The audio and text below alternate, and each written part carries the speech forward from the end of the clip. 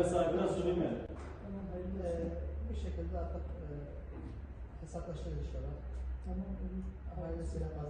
Gayrimenkul piyasası şu an bir durgunluk yaşıyor.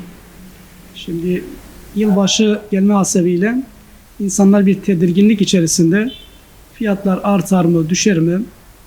Yani mülk sahibiyle yani biraz daha yükseliş olabilir diye düşüncesinde. Tabii ki elinde altını olan, biraz yatırımı olan insanlar da altın yükselebilir diye bir beklenti var.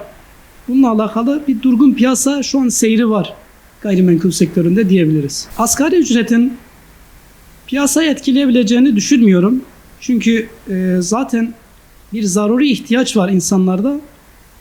Zaten alınan asgari ücret kendilerini geçindirmeye çok fazla yetmiyor. Bununla alakalı çok gayrimenkul sektöründe etkili olabileceğini zannetmiyorum. Bireysel yapılan işlerde eğer bir işten anlamıyorsanız bu size bazen pahalıya mal olabilir. Neden derseniz çünkü bu işin bir resmi süreci vardır. Resmi süreçleri bilmediğiniz zaman dolandırıcılara denk gelebilirsiniz. Ama resmi bu işin hakkını veren gayrimenkul danışmanıyla çalışmanız sizin için daha iyidir.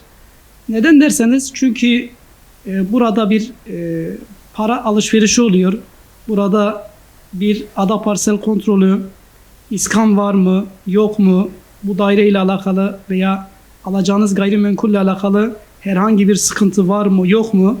Bununla alakalı gayrimenkul danışmanı resmi olarak çalışıyorsa, işin hakkını veriyorsa bu size daha çok kazandıracaktır.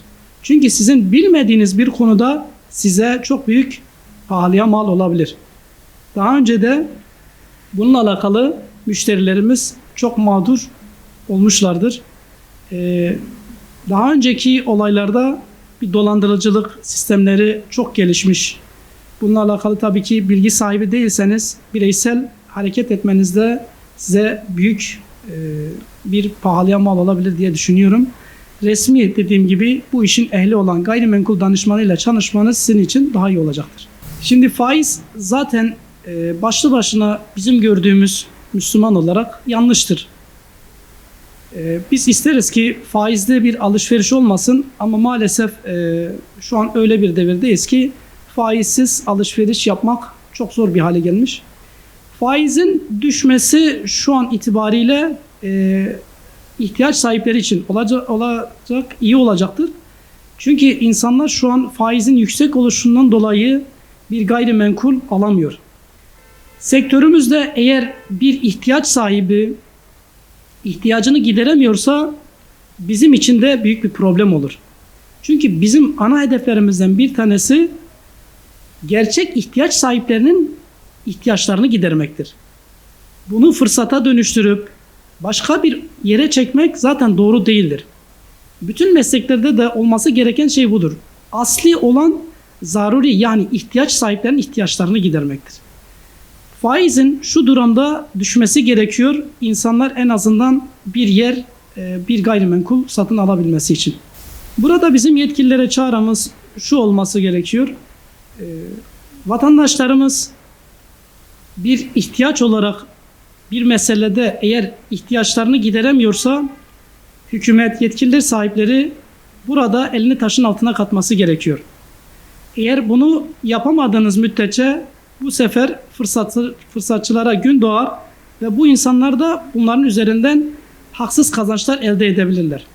Eğer kira artışları yüksekse devlet bu konuda iyi bir denetim yapması lazım. Eğer gayrimenkul daire, müstakil burada artışlar oluyorsa yetkililer bir çare yani bir alternatif oluşturmak zorundadır.